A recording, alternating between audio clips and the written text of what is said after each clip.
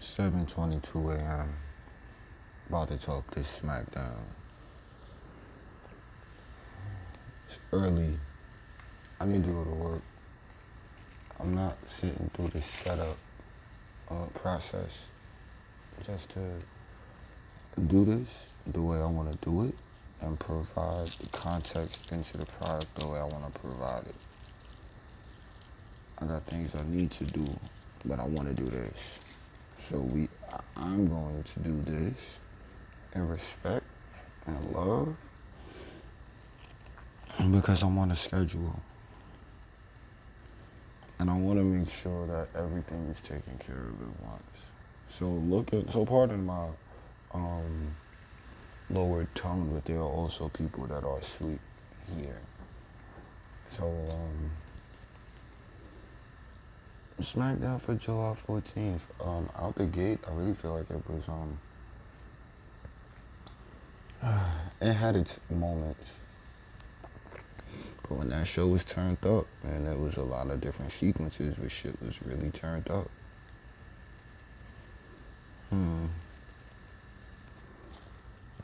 I know what it looks like, but I'm not really gonna call out anything. I'm gonna just say that the show was definitely catered toward a bit of everyone this time around.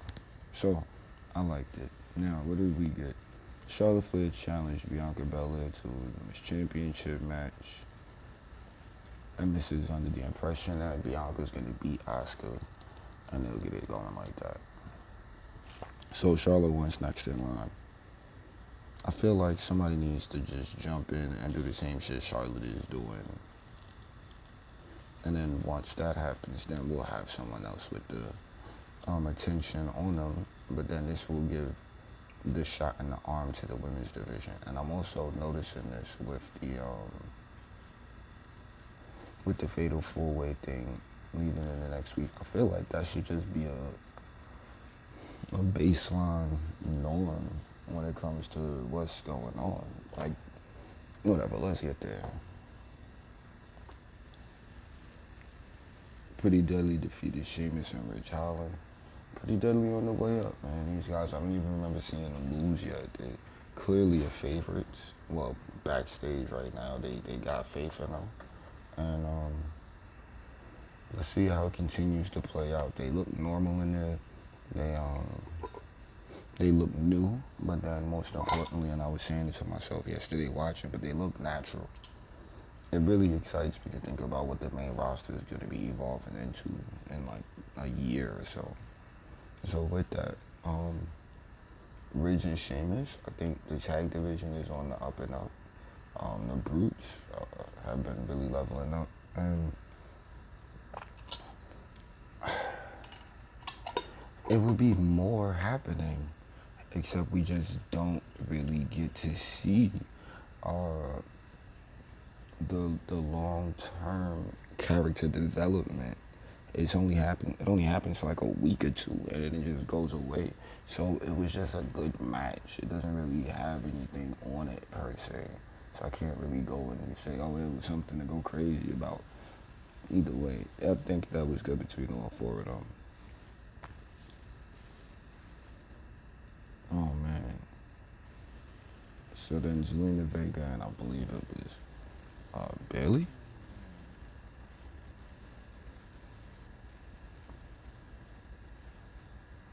Yeah, I see what's going on here. Bailey and Zelina Vega went at it. I loved it. I loved the backstage segment with was it Charlotte and Bailey and Io. I loved all of it. Bailey is like clearly one of the best on the roster. But her and Zelina getting it in, it was somewhat of a mask because Zelina's getting better. Let's just keep on up in the game, and I'm going hard. Like I liked it. The end of the match story with the cash in. What was that? The cash in? No, that was the main event. Whatever. It was all sorts of craziness going on. At the end of it, pardon me. Shotzi at the end, that was the main story because it came and went so fast. Shotzi cut her hair, started going crazy. Whoa.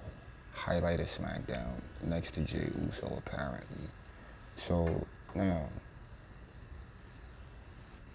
Jey Uso unleashed a vicious attack on Paul Heyman and his younger brother, Solo Sikoa. Jey leveled up. Jimmy's out. Jey stepping back in the position. I would love to see Jey win, but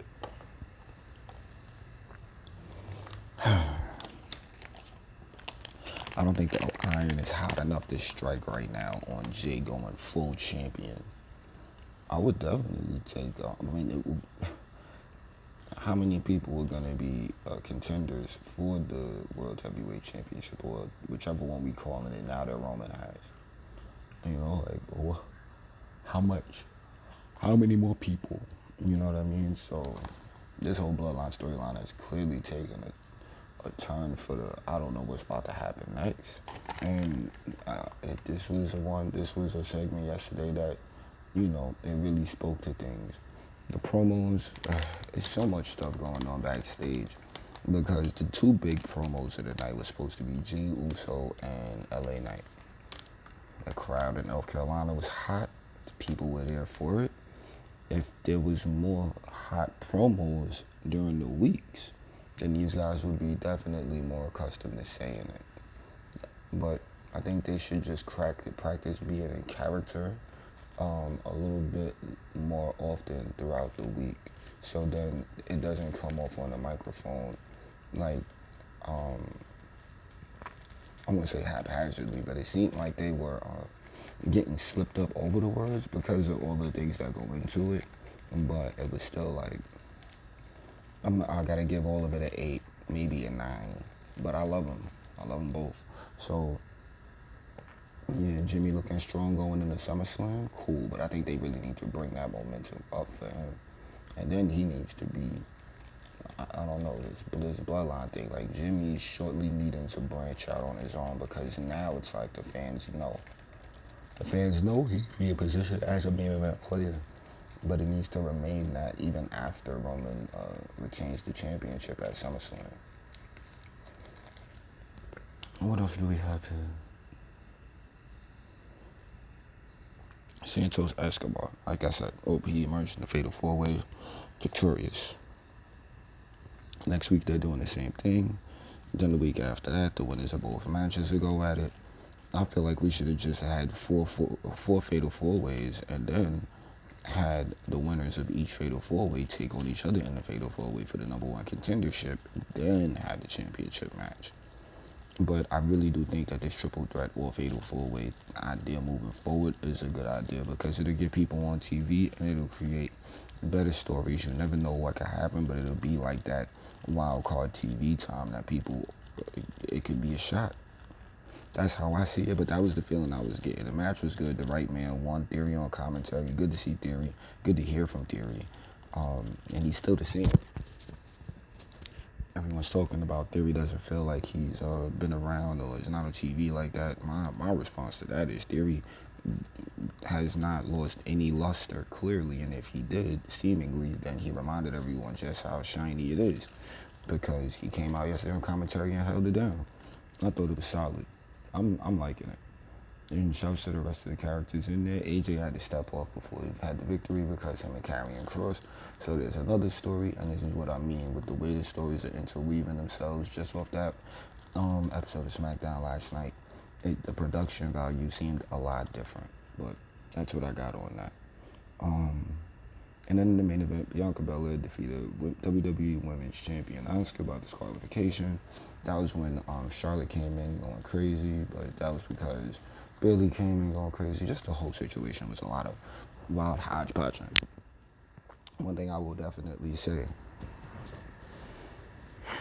and I noticed it immediately, but I noticed that the women would be in the main event. But not only were the women in the main event, there were a bunch of women in the main event. A lot of top-slotted superstars. I thought that was very, very, very classy.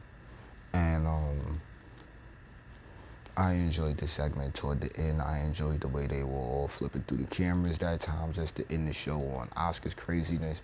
It built character from all angles.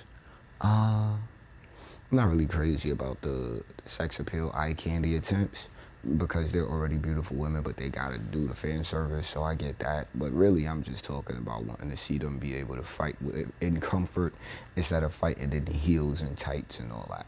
They look beautiful, you know what I'm saying? But you know, I was just getting excited to see the fight. So it was elements of Smackdown where things were a little bit of a drag in small moments, and I wouldn't even come at anybody for it, not even the production. You know, it's just like you have lukewarm water, it's it's gonna take a second to acclimate to ice cold water. You know, especially when you're thirsty, but you're gonna run straight through it. But then it's still like you need to catch that breath. You know what I mean? And this week was like, okay, taking the sips, catch the breath, and now this shit is delicious. Got some oxygen, so now let's really get going with this.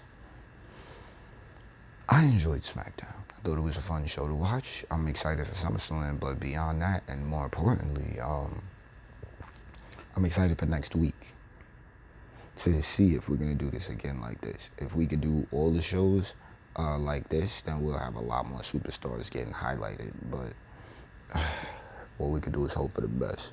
Shouts to the NXT come-ups. And shouts to everyone else that's about to do something this week. I think soon I'll be making my way over back to the Level Up and land of, main event, to see what's going on down there with those superstars. And at random, I'm gonna go ahead after this. Shouts to Kale Dixon. Just saying. But with that, I'm gonna go ahead and make my move. Get ready for the day. Appreciate you listening. Forgive the, you know what I'm saying, only audio format, but this is just how it has to be for the moment because it would have took way too many more minutes to get things set up and really situated. Like, I want to do this, talk this right now. I don't want no more time to think about it. I really enjoyed the show last night. So now, subscribe if you want more insight into this product, and I'll talk to you soon.